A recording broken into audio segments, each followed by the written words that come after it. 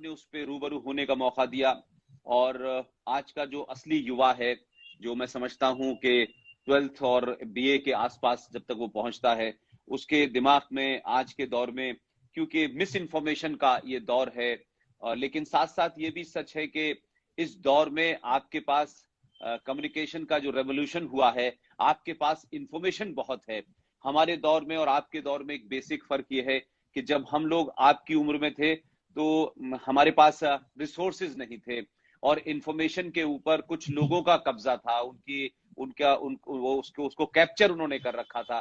तो इंफॉर्मेशन जो है, जब तक आपसे फ्लो नहीं होता है, तब तक आप अपना आप जिसे कह सकते हैं ज्ञान है, नॉलेज है, आप उसको अपडेट नहीं कर सकते। और अगर आपके पास इंफॉर्मेशन ठीक नहीं होगी, करेक्ट नहीं होगी, तो आपकी इंटरप्रिटेशन भी गलत होगी। लिहाजा एक अच्छी इंटरप्रिटेशन के लिए, एक अच्छे निष्कर्ष के लिए, एक अच्छे विचार रखने के लिए इंफॉर्मेशन का करेक्ट होना ज्यादा इंपॉर्टेंट है।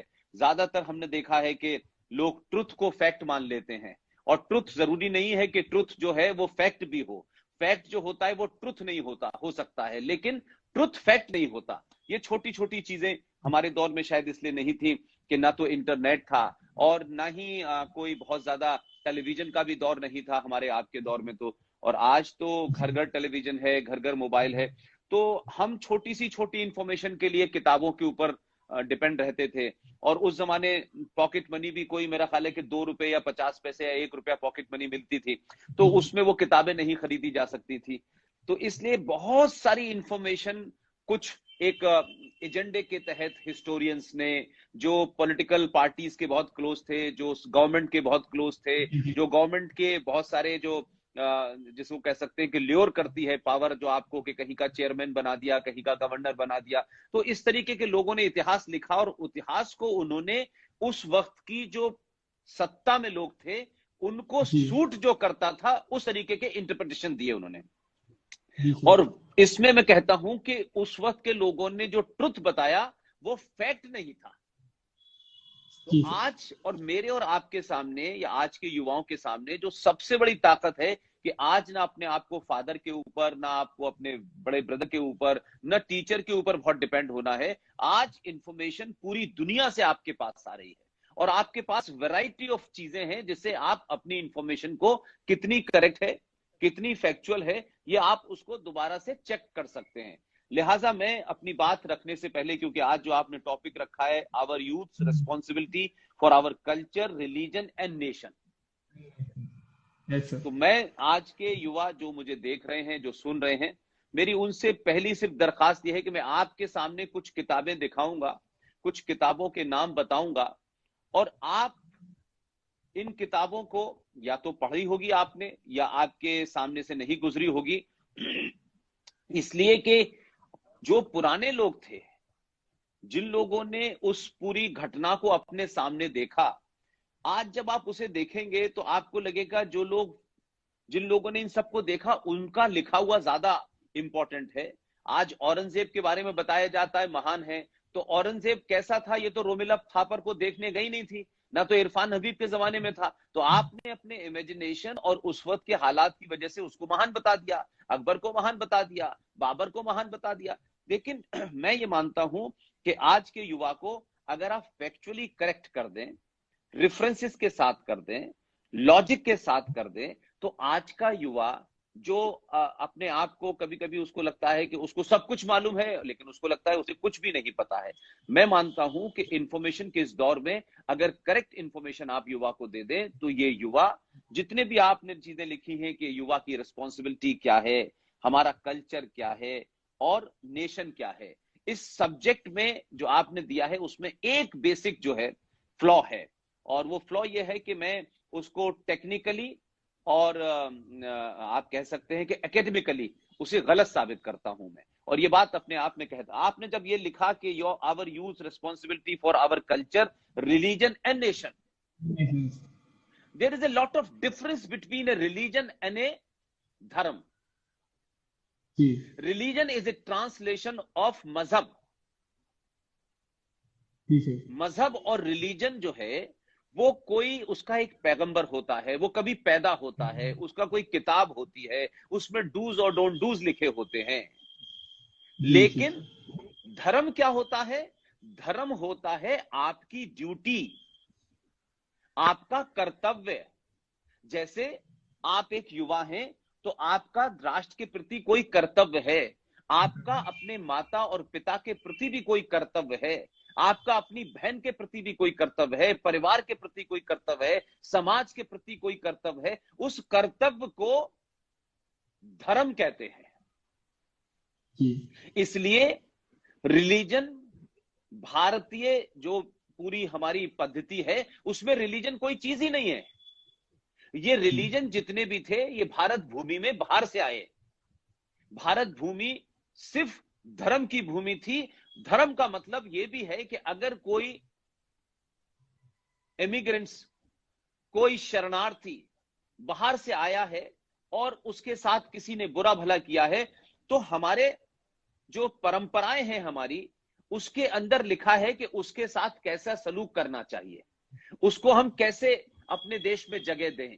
लेकिन मैंने वही कहा कि वो एक ऐसे दीनहीन आदमी जो लुट गया है, पिट गया है, उसको अपने देश में मारा गया है, उसके साथ हमारा किस तरीके का कर्तव्य होना चाहिए, यानी हमारा उसके प्रति क्या धर्म है।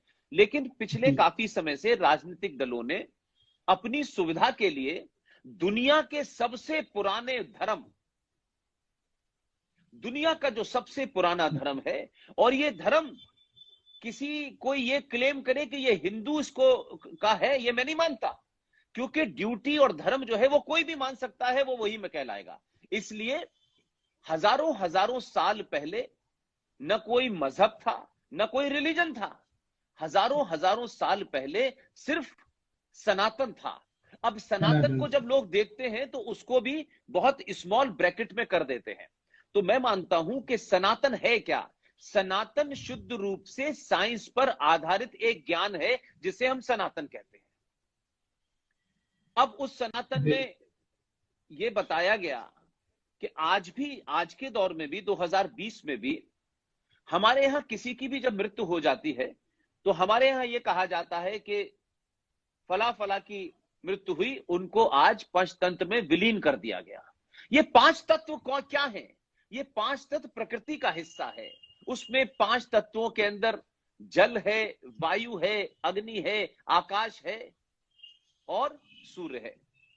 तो ये पांचों चीजों से कुदरत बनी है, इसी से नेचर बना है। अगर इसमें से एक भी चीज नहीं होगी तो नेचर समाप्त हो जाएगा। तो हम जब से इस संसार की, जब से इस कायनात की, इस यूनिवर्स की, इस ब्रह्मांड की उत्पत्ति हुई, जब से वो पैदा हुआ या जब से वो एग्जिस्टेंस में आया, तब से हम इन पांच चीजों की पूजा करते हैं। और पूजा क्या है? Puja is nothing but a thanksgiving. जैसे सूरज से हमने रोशनी ली तो हम उसका धन्यवाद करते हैं कि ए सूरज, तुमने हमें एनर्जी दी। अगर तुम हमें धूप और एनर्जी नहीं देते तो हमारा जीवन मुमकिन नहीं था।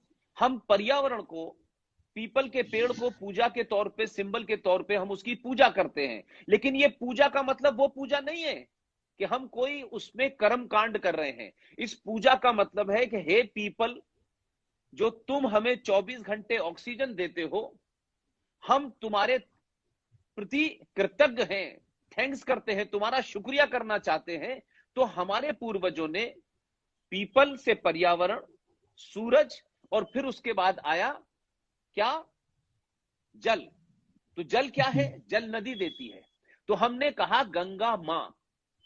गंगा मां इसलिए कहा ताकि आम इंसान को, क्योंकि उस दौर में जो ऋषि मुनियों ने पूरी दुनिया को जाना था, जो जंगलों में रहते थे, जब उन लोगों ने इसको जान लिया तो उनको इसको आगे कन्वे करने में मुश्किल हो रही थी।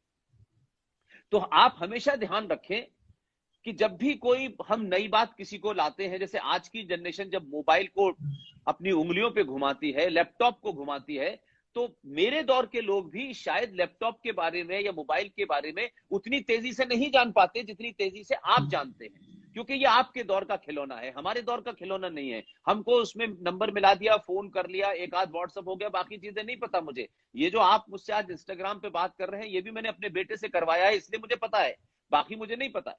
तो हमेशा हम करते ये हैं कि जब ऐसी स्थिति होती है तो हम किसी के रेफरेंस से बात करने लगते हैं, रेफरेंस दे देते हैं, ताकि लोगों को साइंस की बहुत सारी जानकारी नहीं थी, जैसे आज भी बहुत सारी चीजें साइंस की जानकारी नहीं है तो हम उसे सिंबल से जोड़ देते हैं। तो हमने क्या कहा कि पीपल जो है उस पे जल चढ़ाना चाहिए, पीपल की पूजा करनी चाहिए। क्यों? कि पीपल 24 घंटे ऑक्सीजन देता है। तो हमने कहा कि साहब रोज जाइए और 1 लोटा उस पे पानी चढ़ाइए। तो ये पूजा नहीं है, बल्कि इनडायरेक्टली जिन लोगों को इसका ज्ञान नहीं है कि इस पीपल के पेड़ पे ऑक्सीजन आती है, ये तो बहुत लेट की डिस्कवरी है ना। तो हमने जब पानी चढ़ाने की बात कही तो हमारे ऋषि मुनियों को पता था कि इसमें से एक ऐसी गैस निकलती है जो मनुष्य के जीवन के लिए जरूरी है, लेकिन उन्होंने उसका नाम ऑक्सीजन नहीं दिया था, वो नहीं जानते थे कि ऑक्सीजन, लेकिन उन्होंने आपकी आस्था को बना दिया, कहा कि आप अगर इस पेड़ पे पानी चढ़ाएंगे तो आप स्वस्थ रहेंगे। तो हमको लगने लगा कि पीपल कोई हमें आशीर्वाद देगा, पीपल्स के आशीर्वाद से शायद हम स्वस्थ होंगे। बाद में हमें पता चला कि पीपल के से एक ऐसी गैस निकलती है जो मनुष्य के जीवन के लिए जरूरी है, लिहाजा वो पीपल हमेशा वो ऑक्सीजन देता रहे, तो हम उसमें उस पूजा के बहाने पानी डालते रहे ताकि उसकी जड़ें न सूखें। इसी तरीके से जो गंगा है, जो नदियां हैं, हमारे यहां हर नदी का नाम किसी न किसी भगवान से साथ कनेक्ट कर दिया है। ये सरस्वती है, ये जमुना देवी है, ये गंगा माँ है। तो ये क्यों किया गया? ताकि मनुष्य को सीधे तौर पे न समझा करके इनडायरेक्टली उसे समझा दें और मनुष्य उस नदी को एक माँ की तरह पूजे। हम नदी का पूजने जाते हैं, आप बनारस में नदी को पूजते हैं, आप इलाहाबाद में पूजते हैं, तो ये प्रयागराज में या बनारस में जब आप जाते हैं तो आप सोचिए कि आप क्यों पूजते हैं। ये इसलिए पूजते हैं कि आज उस थैंक्स गिविंग का तरीका गलत हो गया है, उसमें बहुत सारी चीजें गलत तरीके से आ गई हैं। हम उसका जो उसका असली मतलब था, जो उसका सार था, जो उसका जो सोल था, वो हमने छोड़ दिया और हम फेथ पे ज्यादा चले गए। लिहाजा आज हम जब गंगा मां की पूजा करने जाते हैं तो उसका सिर्फ इतना ही मतलब होता है कि एक मनुष्य, एक तुमको जन्म दिया तुम्हारी मां ने, जो मां पवित्र है, जो मां सबसे ज्यादा दुनिया में महान है, उसने तुम्हें इसी तरीके से उस पानी की नदी को हमने गंगा मां कह के ये कहा कि इस गंगा की पवित्रता को उतना ही महान रखो जितनी तुम्हारी अपनी मां है। तो पवित्र कैसे रखेंगे? कि नदी गंदा नहीं करेंगे, उसमें पॉल्यूशन नहीं होगा, उसमें चीजें नहीं। लेकिन आज हमने उस जो सोल था, जो उसका असली मतलब था, वो भूल गए और हम आज जाते हैं और नदी गंगा मां की पूजा करते हैं और उसमें पत्तल, फूल, अगरबत्ती डाल के उसे और गंदा कर देते हैं। तो इसी तरीके से हम ये माने कि धर्म जो है वो अनादि काल से है, इन्फिनिटी है न, वो जब भी यूनिवर्स समाप्त होगा तभी होगा। रिलीजन क्या है? क्रिश्चियनिटी 2-3 हजार साल पहले आई, इस्लाम 1400 साल पहले आया, उनका कोई एक पैगंबर माना जाता है, ये साहब क्राइस्ट है, ये साहब मोहम्मद साहब है, और उनकी एक किताब है, उसका जन्म है। और ये सृष्टि के अंदर नियम है कि जो पेड़ पैदा हुआ है, जो मनुष्य पैदा हुआ है, जो भी सृष्टि में है, उसकी समय समय पर मौत होगी। मौत होने का मतलब है कोई एक पेड़ है, बहुत समय के बाद वो गिर जाएगा, फिर नए पेड़ आ जाएंगे। कोई आदमी पैदा हुआ है, वो बुजुर्ग होगा, फिर उसकी डेथ होगी, फिर दूसरा, ये एक सिलसिला रहता है। तो माना यह गया कि जो पैदा हुआ है उसको कभी न कभी समाप्त होना है। लेकिन ये इसलिए मैं आप लोगों को साफ साफ बताना चाहता हूं कि थोड़ा सा फंडा क्लियर कीजिएगा कि धर्म पैदा नहीं हुआ, सनातन की कोई डेट नहीं है। सूरज है, गंगा है, पानी है, जल है, वायु है, ये कब पैदा हुई हमें नहीं पता।